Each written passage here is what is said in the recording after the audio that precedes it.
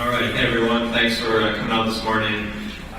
For the talk, we're talking about the origins of insecurity, which is sort of like why we're all here. If we had a perfectly secure world, insecurity, we probably wouldn't be having this conference. So, if we roll back sort of the regular day-to-day tasks, where does all this sort of mess come from? And I assume I got this right, James, but I assume the hashtag is LASCON or something close to it. And here's my info. So, okay, also, these slides right now are on speaker deck. If you saw what LinkedIn is doing with their system, I decided to switch over and convert over. So these slides are up now. And a little bit about me and my background. I'm really, my title right now is VP of Engineering. Security is not my primary gig. It's always been something I view as, if you're doing security well, typically the rest of your stack is also working well. I don't know too many companies who have great security systems, but like terrible the rest of the company. So it's really sort of like an offshoot of like excellence in general. My company is called Icon Web. I live in Tokyo. They're in Moscow. I'm an American, make your own jokes. What they do is online advertising infrastructure. So one of our customers is weather.com. Instead of putting Google's tags on, or Microsoft's tags on, or Adobe's tags on, you can put weather.com's tags on your site and get weather advertising or whatnot, or the reverse too. Because waiting for Google or whoever, they're perfectly fine systems, but as it becomes a more and more important part of a company's revenue stream, waiting for them to cut checks is really a business model. You're not really in control. So anyway, these guys, we produce like 30 or 40 sort of real-time advertising exchanges, a lot of volume. Anyway, how many people here deem themselves sort of like pure security? Like that's your primary job? Cool, so maybe about half or more. Okay, so here's your goal for next time. Please bring one of your friends from development, business, operations, whatever, even product, if you're so inclined. Not only does that make the conference a lot more interesting, economics of the conference change when it's twice as many people, but we got to get more people involved in what we do. Okay, so Keynote, that was interesting last year. For people that were here last year, that's been a kind of exciting year, right? I mean, it's interesting because the trends go in waves. About a year ago, the big rage was password dumps, and now you just open up, newspaper and you're seeing some new revelation on spying or whatnot. So to sort of start out some of that, I'm going to talk a little bit about a lot of stuff you might hear in the news on cryptography, and so relate that to our day-to-day jobs and how things come about. So a lot of noise is flying around here on cryptography, SSL, all of this stuff. There's a lot of noise, very little context on how it might actually apply to you or your business. You really need to take into account your threat model. One size definitely does not fit all. And the good news is about our industry, and you might have seen, you might get a little depressed over the revelations or the constant grind of things. But at the end of the day, what we do is a wild success. I pulled these numbers from Forrester. $250 billion was transacted in the United States on e-commerce. If security was a complete disaster, I'm pretty sure it's going to be smaller. So that's really a huge success, like everyone here, in spite of all the headlines and noise and breaches and stuff like that. Honestly, it's an overwhelming success. 10% of all retail now is done online, which is a gargantuan number. That said, and also revelations coming out. So far, I have not seen a single thing that says the mathematics is broken.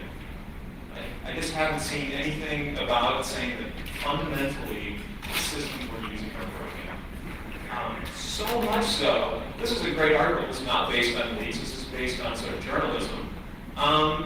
It's really about how the NSA actually does their job. And too long don't read is that's really hard and really expensive. It's much easier buying off people and access. Like, this article didn't say it up front, but it really says, like, the math's really tough. Like, breaking actual cryptography is actually really hard. It's so much easier, spending some sysadmin, a few extra dollars to get access to something. Worth reading anyway. Actually, the cryptography part is actually so successful that I actually don't know of any breach that was actually based on breaking mathematics, brute forcing AES keys, brute forcing SSL keys. If you know an example, I'd love to know about it. Everything I've seen is attacking data at rest or bypassing the mathematics altogether. That's actually good news. And if you're sort of, thinking like, I think that's kind of bullshit, because what about these problems? And we've had a couple of random number generator problems. We've had a bunch of certificate authority problems. What's going on there? So I'm just going to digress a little bit. Hopefully you get this meme reference. Excellent. And you'll see it even more apropos later. And I'm going to use these examples to just sort of discuss what problems we aren't really addressing very well. So the first thing is this guy, which is sort of the default secret random number generator. And August, there's this little thing like, hey, Bitcoin, something's a little funny, it was sort of vanishing. And lo and behold, stolen. I think it was on the order of $6,000 or so, which is still fairly small. A little surprising how small it is. Now, a few days later came out this wonderful euphemism, secure random thoughts. It's thoughts by basically, so, it's completely broken, it's teeny, you're not getting actual random numbers. Here's a patch. The original post is there. I'm not an expert in Android source code tree. Maybe someone is that could help me out. I actually can't find the commit that fixes this. I can't find a change. I can't find a bug report. I don't see any empirical testing that would actually solve this. Random numbers have some pretty nice properties that you can actually just do experimental testing on and see if they're broken. Not terribly complicated. No fix, no sort of test. Here's how we're going to prevent it again. Sort of, here's a patch, go nuts. But what's interesting about this is this didn't just affect one version. It's been in every version of Android since it started, which is pretty substantial, actually. So I sort of did some exploring on this. I thought it was a little weird, and I came across this tweet, which definitely snarky. Someone wasn't too happy about what happened, fair enough. But it probably linked to the original check-in of some of the code. And I sort of took a look. The original check-in was in 2006, and unfortunately it's too small, you can see it. It goes, hey, thanks for the commit. Can you check that it worked? Great, thanks. Oh yeah, no tests. Test came in at least 3 months later. So before we blame poor Yuri, if we look at sort of the whole Java infrastructure, is it based on known good principles? It seems to be. Is there respect for it? I couldn't find it. Java's a little old, so this might have been on the web at one time, but I can't find it anymore. Open source reference implementation, no.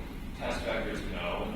Are you actually forced to use it? And the answer is kind of. Java just doesn't let you plug in secure random instances. It's this whole API to make it proven. Code, no tests, no empirical tests, and honestly, no review of any of it for the last 5 years. So, not so good. And furthermore, there's something else, sort of like the buried leads in the sentence. Oh yeah, and the other random number generator, we screwed that up too. And you can go look on that later. Someone did some research on what exactly this is. And just a little more detail. Someone actually did notice it was broken in March of 2000, this year.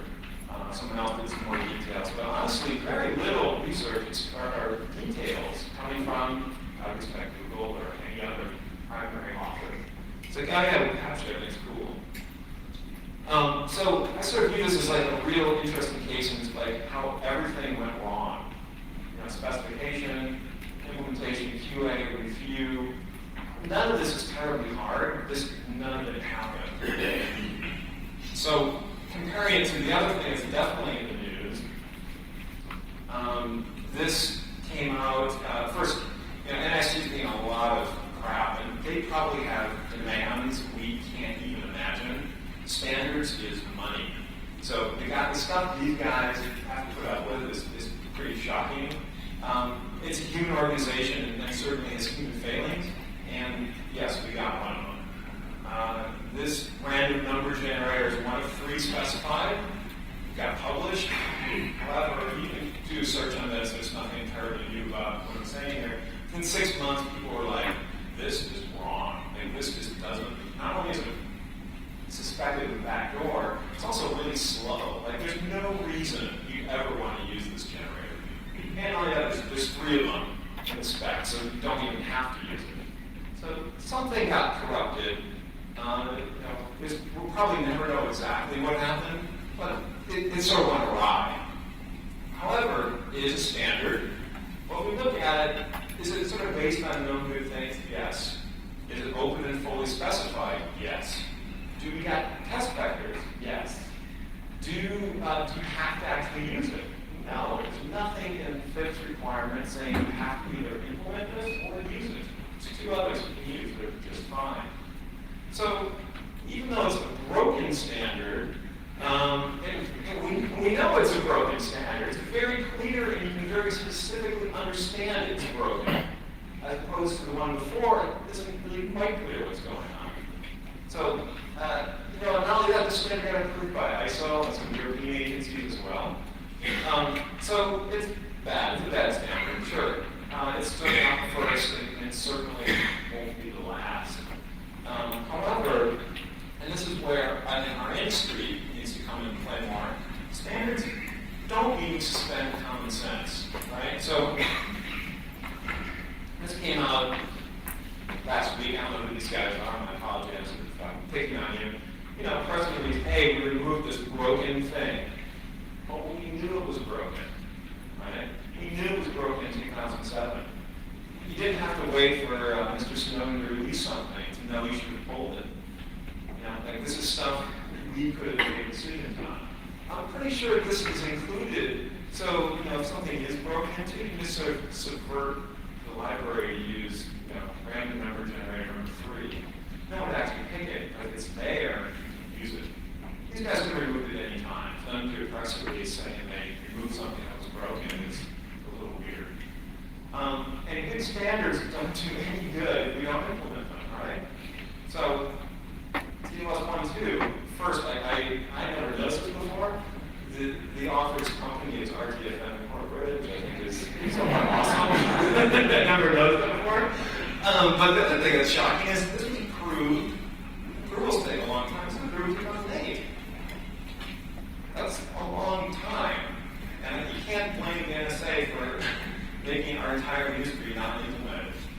Not all browsers support TLS 1.2. And this GCM mode, which has a whole bunch of nice properties which prevent a lot of problems, crime, abuse, bunch of other stuff. No browser supports it. So after 5-6 years, it's a bit of a mystery that crypto code is certainly would be a desirable thing to work on for a certain subset of people, yet no one did. So that's just sort of like our industry side now to do something that we know to fix things. And it's in dead branch and Chrome, so coming out soon. But right now, but to be fair to everyone, a lot of our security stuff we're doing, honestly, has never been done before. Here in 1995, we set up the CA system. Like, there's nothing like, oh yeah, that's how you do it. That's never been done before. No one knows actually how to do this, right? So, old standards are going to need augmentation and updates, and certainly those other things, but there's new things here which certainly sort of simplify or reduce risk. I don't think Zane's talking about, this is going to be approving, not today. Okay. basically, you only need like half a dozen really CA authorities, and the rest you can just eliminate, which saves a lot of problems. Certificate transparency.org, it's Google's sort of project, but it's becoming a standard. Basically implements a worldwide monitoring system of what you see for certificates. So if there's a man in the middle, or if CA is corrupted, you're able to detect this in real time. Really interesting stuff. I suggest you please read about it. It's really interesting stuff. So that's cryptography. Right? What about everything else? And this next slide is really ugly. I didn't have time to hire a designer, so we look at everything else. I told you. Right? We look at everything else we do, and this is why I sort of view like organizational chart for like tech. You got app security, stuff we write. Tech ops, stuff you didn't write. Endpoint security, stuff we use. And we do lots of really interesting stuff. I'm going to offend some people here by not including some of the positive stuff we do, including research. We do all sorts of great stuff. You know, detection, monitoring, identity management is just a hard problem because it involves people. Design, architecture. If you're lucky, you got some engineers and you're actually building stuff. But for reactive tasks, things are oddly sort of boring. When you turn on IT stuff, what's the main security task besides identity management? Configuration management and patching stuff.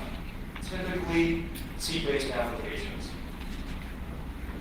Right? Think like you're updating Windows, it's your 5 or 6 dozen applications, it's keeping things current, and certainly making sure the configuration of those machines are up to date and consistent. Tech ops, besides all the positive stuff, when it comes to reactive stuff, it's patch, patch, patch. C infrastructure, and handling configuration management. For development, a little more diverse with a ton of input validation problems, none of which are technically hard. None. Configuration problems. Logical problems are more interesting. Those are like real bugs, real logical design issues, data handling issues, password storage, all this other stuff, and certainly language-specific warts and problems. But even those language-specific problems, 99% of them, I think they don't know 99%, a lot of them are basically patching the language, which is typically in C2, right?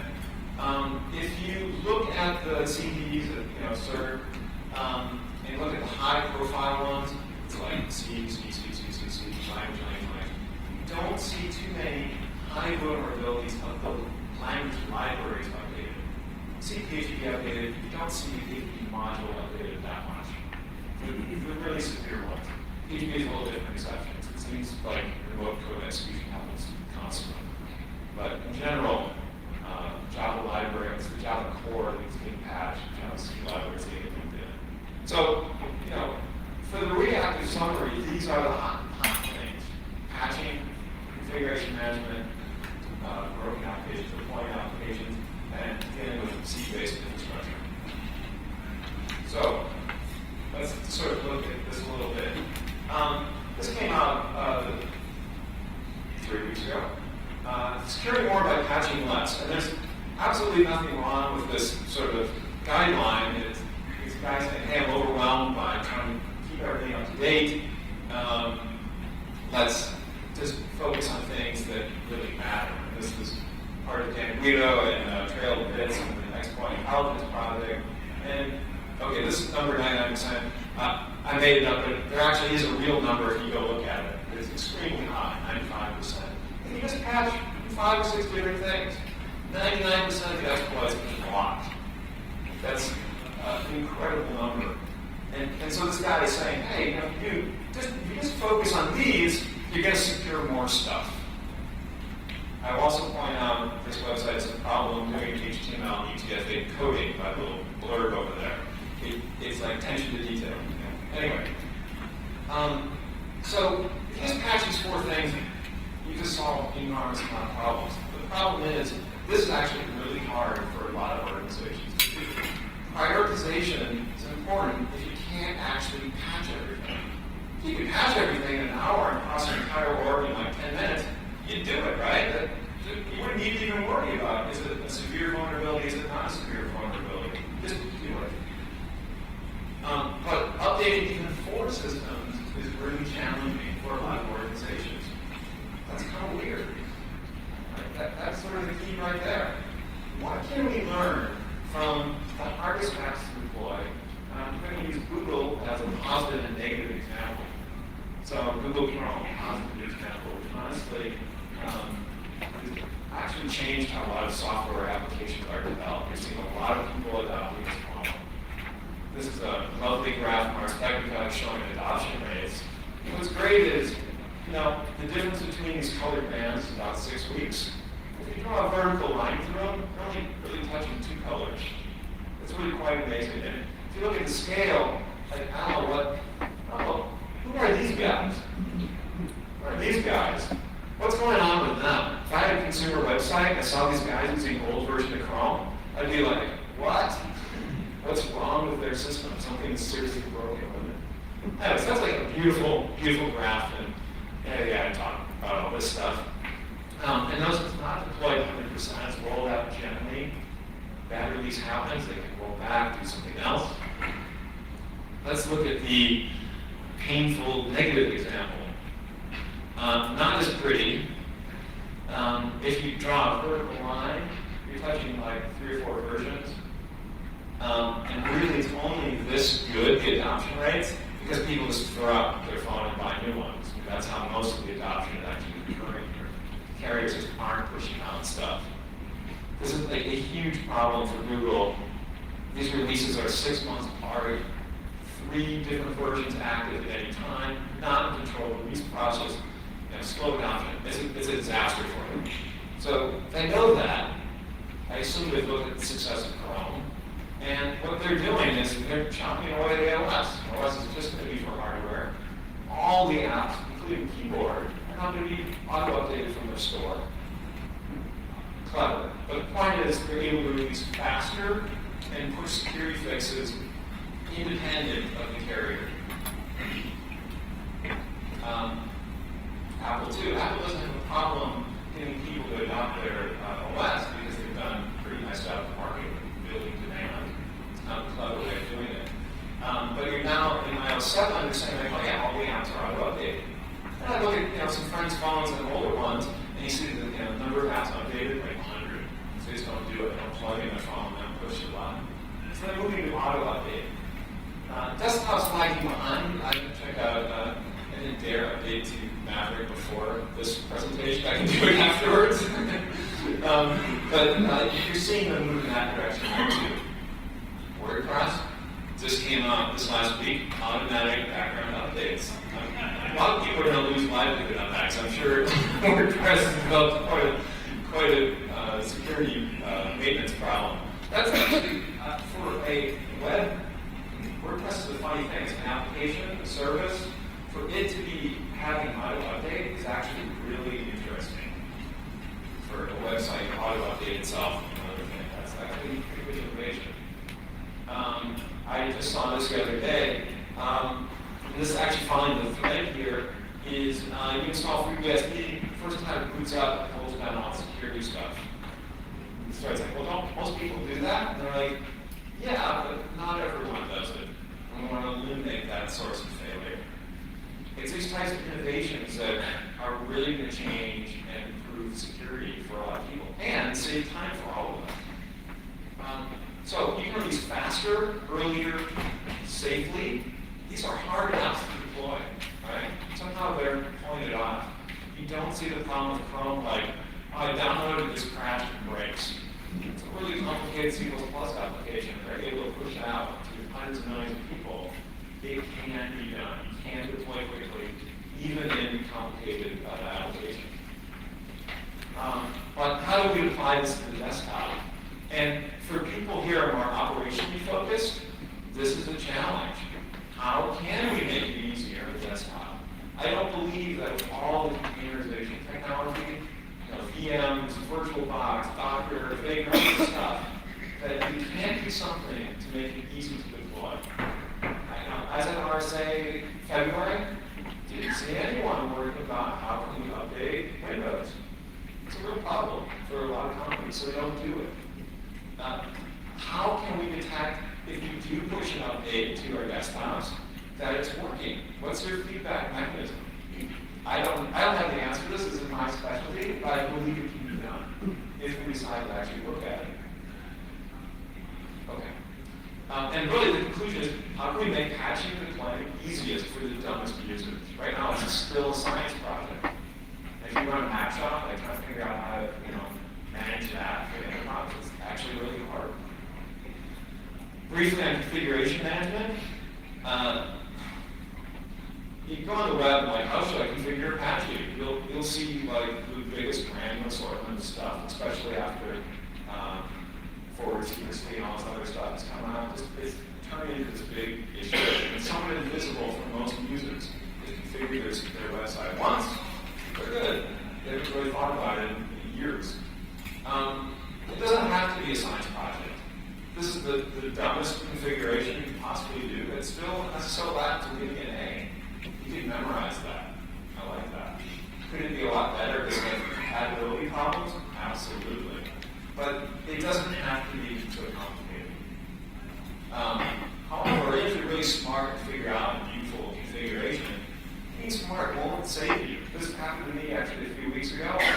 Configured everything. I did an OS update, wiped out my binary version of my web server, and my SSL cipher speed dramatically changed.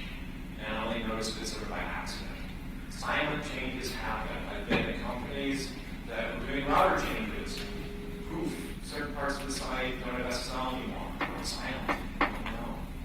So, and SSL is actually the easy part. Patching and Nginx are like 5 configuration variables you can do. And you look at the config of SSH, it's a little different story. Any VPN, it's pages and pages and pages of configuration. DNS, not going to touch it, too scary. And it's easier and easier for anyone to put a server on the internet.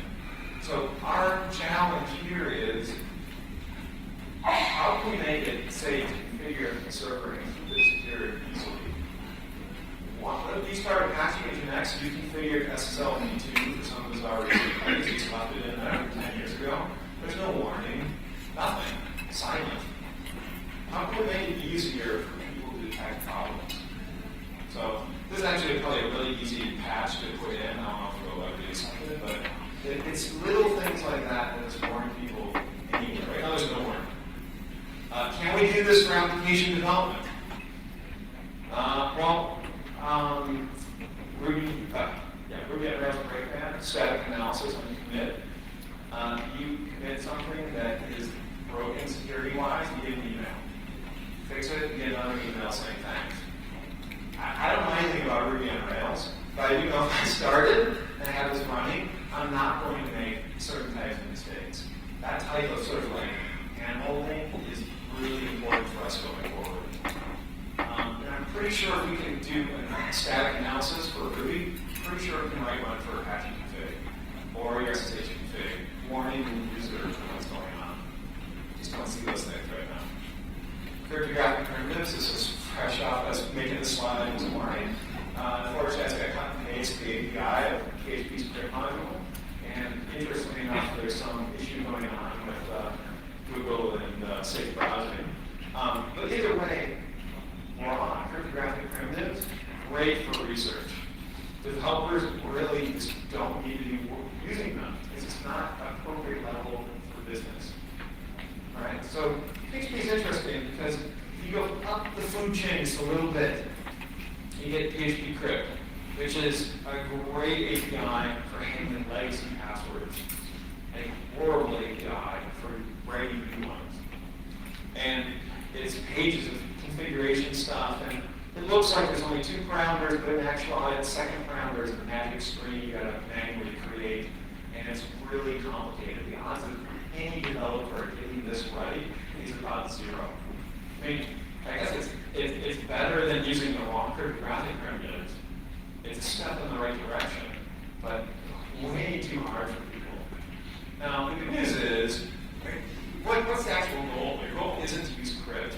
Your goal isn't to use cryptographic MD5, SHA-1, whatever you want to do. The business goal is actually you want smaller passwords, right? That's what the developer wants to do. That's the business goal. How can I store a password securely? This API, as you dig into it, is very nice. As you upgrade PHP, internal strength parameters will also get updated. Very hard to go wrong here. Now, is it perfect? Probably not. There's probably lots of stuff here. But this API is what you want for developers to be using. Now, it's interesting, I haven't done this to many of us here today. How does PHP's API compare to his best practices? Does your favorite application environment have an equally simple password matching API? I don't know. Those are areas we can explore and immediately improve the next generation of web apps. The old ones, we have to manually deal with them. But can the next generation of websites just start doing the correct thing?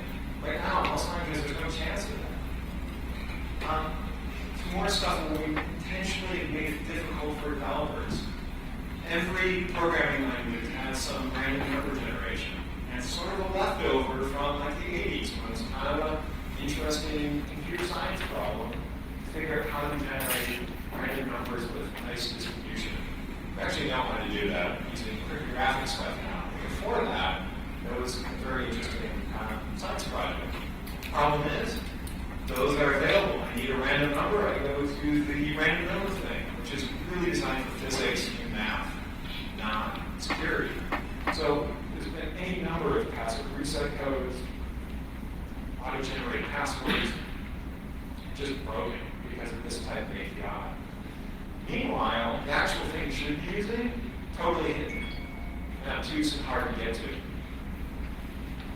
Right? PHP even provides 2 or 3 different versions of how to do this. And the problem is because they're not random enough, people start doing things like setting the seed, and they poison everything downstream. Right?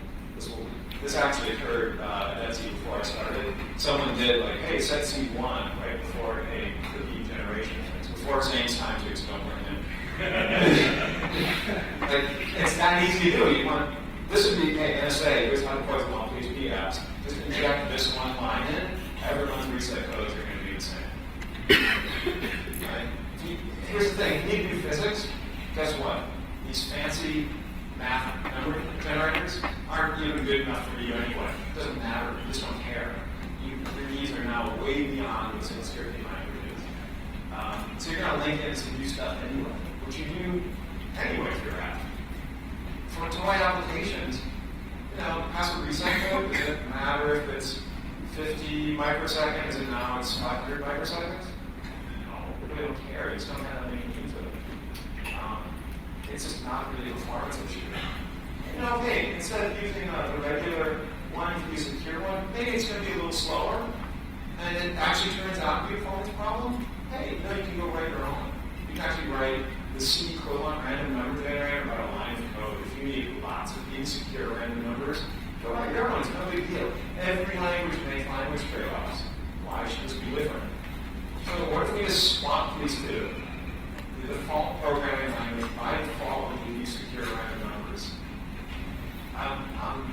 When I light settles down, I'll apply it. I'll send it a patch to Python and see what happens. It's going to be highly political, but we got to try. We got to try. And what's cool about doing this is the random number problem then turns from a security problem to an optimization problem.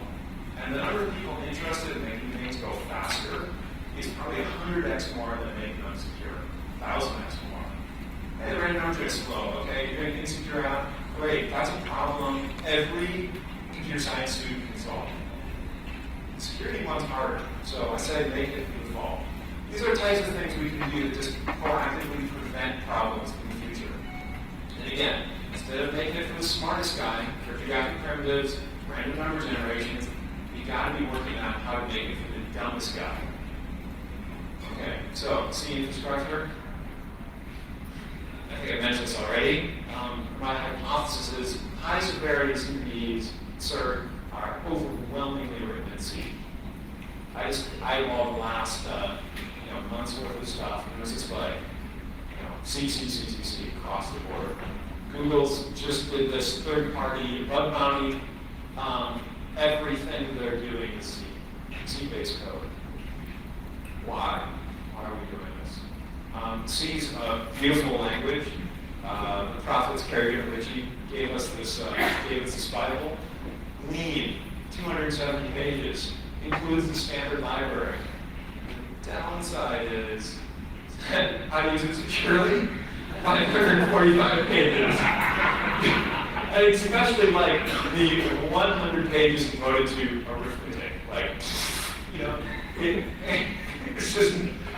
there's just no chance you're not going to make a mistake. There's no chance of it. Okay, so I don't know if you know I'm an author of this library called Good Injection, which my goal is to eliminate SQLite attacks everywhere. It's a ridiculous, impossible goal, but hey, it's a goal. You can go check it out here, goodinjection.com.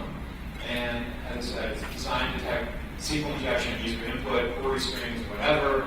I want it to be really fast.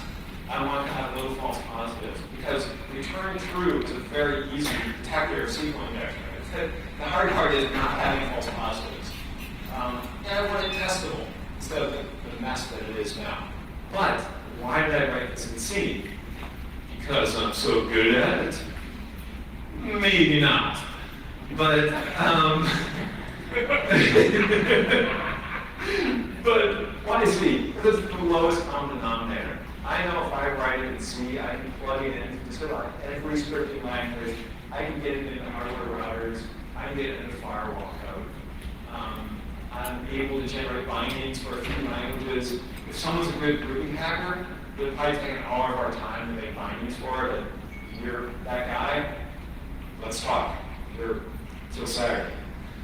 So really, it's performance and integration with everything. That's why people use C. What if we could do this without C? And can we change, just like the random number thing, can we change a security problem into an optimization problem? Because the number of people interested in speed dwarfs us. And we're beginning to see hints of the future here, where C's advantage in performance is slowly being diminished by just-in-time compilers. There's a whole bunch of interesting stuff. You know about Node.js. PyPy is a really interesting one, where you actually write a language. It's already been done for Python. You can write a language. It will generate a just-in-time compiler for your language. And it is easily 6 to 7x more efficient than Python, approaching C level in some areas. Other things, Python.org, you write a restricted sort of Python-esque thing, it will generate C code. Some really interesting stuff here. Not everyone needs, bind in C or your favorite, any C infrastructure you want. Not everyone needs it. Most small businesses don't. Certainly, top 200 websites, emphasis is going to be on performance and speed and scale. A lot don't. Same thing, binding, C binding to scripting languages. Complicated interaction, scripting language to C library. These are also now becoming, you can just actually script C code through scripting languages, no binding needed. You cut and paste your header file, you're able to start scripting C libraries. Really interesting, good stuff coming up. There's a lot of room for innovation. And so, in my mind, what is the origin of insecurity? That's the time to talk. Why are we here? And really, the origin of insecurity is us. We know these things. Configuration management is a problem. We know patching and deployment is a problem. We know developers aren't experts in security. We know they make mistakes, and we know C is essential yet really fragile. I'm not really blaming us. I'm saying I don't see much energy devoted to those things. I see a lot in offense. Guess what? I know you can break it. We've made that point. We've pounded we pounded, it was like pounding on like stolen bits of bones. Like the person's dead, we got it already. You can break things, I got it. The key thing is now, what else can we do? Blocking technologies, certainly essential. Some vendors out there are providing them, certainly essential. But they depend on blocking 100% of the things, right?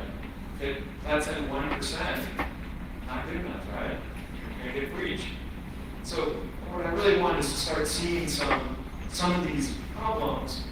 I'm not saying the other ones aren't important, but we gotta start thinking a little bigger and really going after some of the bigger problems that are really just killing us, to be quite honest. So what can you do? And I was not like kind of hippie here. Think globally, act globally, right? Those big problems, you know, it's like, Nick, I'm not gonna solve why C's a crappy IMP programming problem. I understand that. I'm not even a developer, you say. Got it. But everyone here, if you're in offense, working with an open source project in the development process is 10 times more powerful than you working remotely just trying to break something.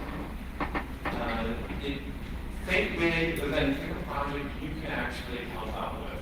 And there's so many of them. You know, whack-a-mole is good. We spend most of our day doing whack-a-mole. That's okay, part of the job, I get it. But let's spend a little time thinking big, going after things that are really going to change things. Millions of open source projects out there. Some critical infrastructure, some maybe just for your company. Get involved. Most don't have a security anything, let alone a person involved.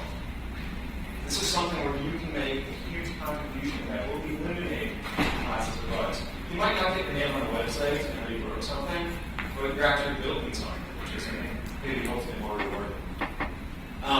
If you're not a programmer or a security, if you're a security person, fuzzers, getting things compiled with different flags, finding test cases, writing test cases in the development process, super powerful, really powerful stuff. It makes a world of difference. I noticed, I learned this firsthand. I presented a Black Hat with injections, like, hey everyone, I got this new thing, it's going to solve SQL injection. Fortunately, the Vermont security team looked up this guy, and he just basically just humiliated me on a daily basis. He's more of an attack person, I'm more of a defense person. Awesome pairing. Like, it's fun and really effective. This guy, like, wildly accelerated everything. He also has a great SQL TG for those who just want to do that, but great. Right now, it's really good transparency, I mentioned. I'm not really involved with it, but what I'm doing is I'm finding certificates that explode their code. Turns out there's no scripting language that actually parse certificates without a C library. New. Adding test cases, and my favorite, learning how to decode new exotic ISO time formats that some certificates use. It's boring, but it's preventing security problems before the code gets released. So, think big, get involved, bring your friends next time. Business, development, operations, especially welcome. There's stuff they will find interesting, and enjoy the show. Thanks, guys.